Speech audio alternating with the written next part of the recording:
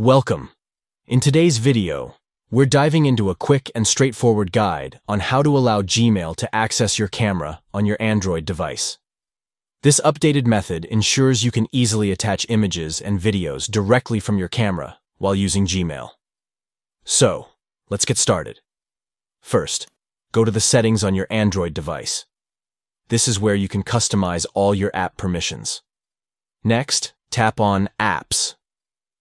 This will show you a list of all the applications installed on your device. Now, scroll down and tap on the Gmail icon. We need to check its settings specifically.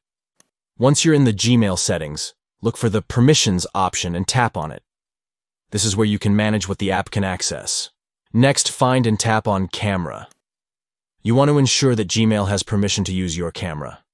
Finally, tap on Allow Only while using the app.